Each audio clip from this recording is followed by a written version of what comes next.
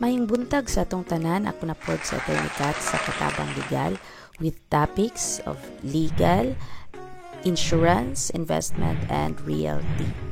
Bagong bulan, bago na pod ato ang topic.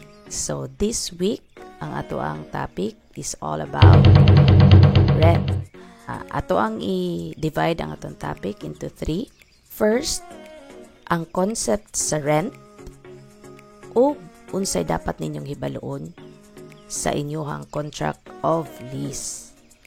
Sa ikaduha, unsay mga katungod sa nagrent under sa rent control law. Ug ang ikatulo, ang right na pod sa owners magpahawa sa mga renters nga mga abusado. Kung nagaparenta ka sa imuhang property or nagarenta ka or nagaplano pa mo renta, kani nga video para sa imuha. So magsugod ta. Unsa ba gyud ang rent? Under sa ato ang balaod, ang legal term sa rent is lease.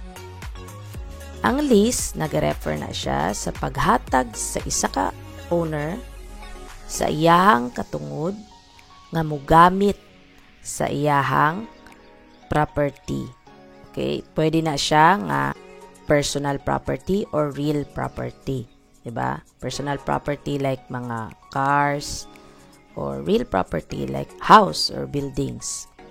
Ang rent or lease for a price or consideration na siya. Meaning gipahiram nimo imuhang property nga bayaran ka. As opposed to a deed of usufruct, diba? Pag usufruct, pasabot ana, gipahiram ni imong property freely. Okay? Ang tawag sa parties sa contract of lease is lessor and lessee. Kung mayong kag lessor, kana ni siyang owner nga nagpahiram sa iyang property. Ang lessee, mao to siya ang gihatagan og right to use, commonly known as landlord and tenant, diba? Mao na siya. So sa atong discussion karon, diri ata sa rent of buildings or house. So unsay nature sa rent? Ang nature sa rent is temporary, meaning dili na pasabot nga kuana forever na siya makarent sa imong property. Temporary lang na kay subject to contract. Importante jud nga naay kontrata, di ba? Sa pagpagamit kay remember na to nga the contract is the law between the contracting parties and should be complied with in good faith. So, tanan nga nakabutang sa inyong kontrata dapat na ninyo nga i-follow. Unsay mga angay natong hinumduman o mga tan-awon sa atoang lease contract. Purpose. Unsa ang inyuhang kisabutan nga purpose sa inyuhang lease? Nagsabot ba mo nga ang property exclusively as residential or exclusively as business, or pwede ba siya nga house na pero pwede ba niya butang anong sari-sari store? May nga na. Or kung commercial building, ilimit nimo ang use. For example, dili pwede nga parentahan na siya sa kuan ka ng business nga hazardous. Like dili pwede magbutang drug explosives or mga fireworks. Ingat. So dira ninyo na ibutang sa purpose. Ikaduha, ang term. Unsa maning term? Ang duration or period sa inyuhang lease agreement. Pwede na siya 1 year, 2 years, 3 years, or kung kanus apod magsugod ang inyong rent. Okay, dara po na ninyo ibutang. Pwede po na ninyo nga ibutang dito na renewable siya for another period upon mutual agreement sa parties. Third is rental rate and mode of payment. So, dari ninyo ibutang kung pila tong inyong nasabutan nga renta. And ang mode of payment, kung monthly ba siya bayaran, quarterly, semi-annually, or annually. Diri po ninyo ibutang kung unsa, kung by check ba siya or by cash or by karon uso naman ang mga online transfers like di ba GCash or bank transfers. So dira na ang ninyo ibutang.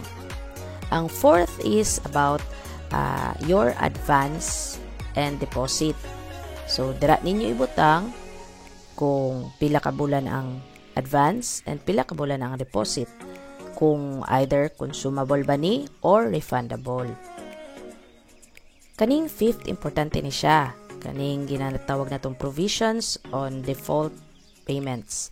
For example, dili na makabayad ang renter kung ground bar siya for termination sa contract, or naaba mo'y right to forfeit ang deposit, or naaba mo'y right to padlock the property. Kay pwede gani nga naapoy mga other provisions nga tan-aw nimo nga pabor pod sa inyuha nga dili mo agrabyado sa ingana nga sitwasyon.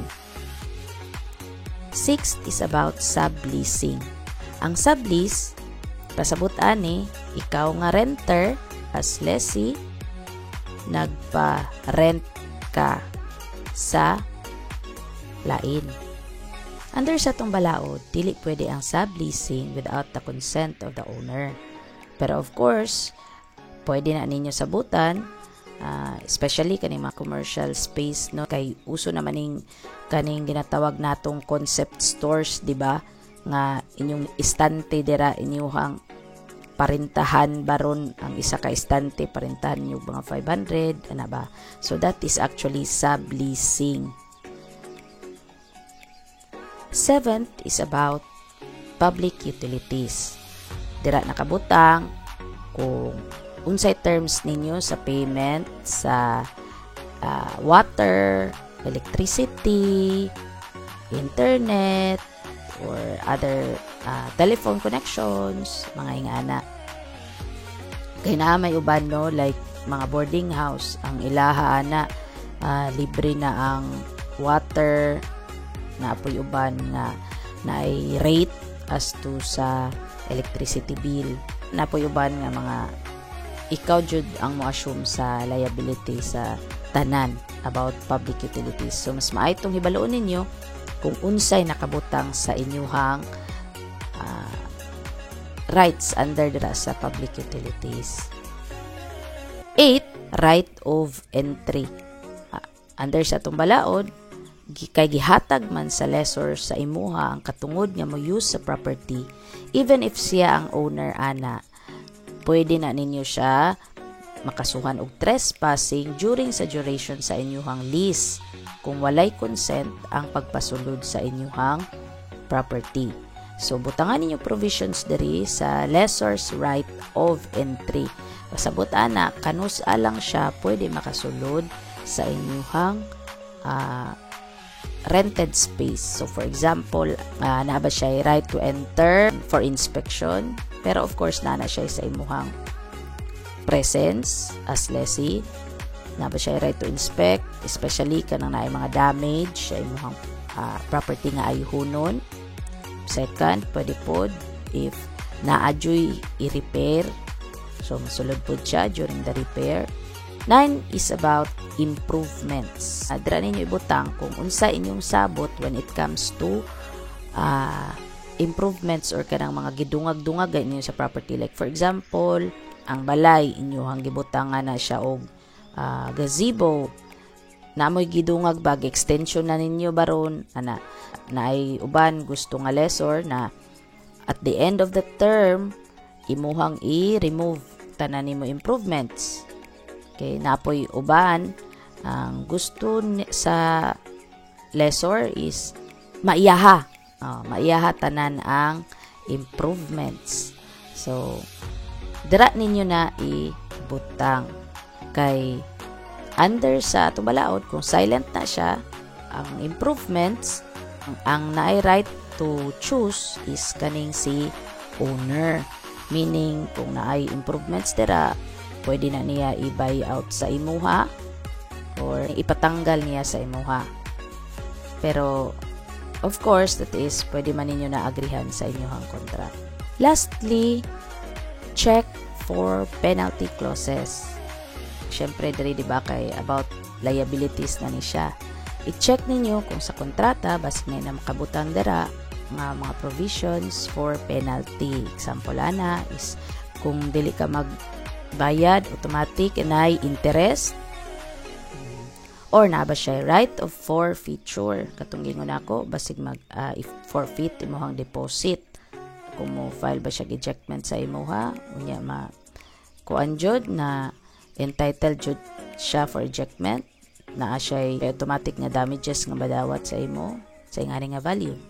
Pwede na siya nakabutang sa isa ka provision or usahay nakatagtag na kauban sa katong gipang mention nako ganina. So kana mga importante na ang mga liabilities, diba? So i-check na nimo kay basig dako day mong bayaran at the end of the day. So karon kabalo na mo sa 10 basic things nga dapat na inyo mahibal-an sa contract of lease. Sa atong next topic is about the rights of renters under sa rent control law. So please subscribe and ring the bell button para ma-notify mo sa ato ang next video. And please comment down below basin na amoy gusto na topic. And please like my Facebook page Katabang Legal. Thank you.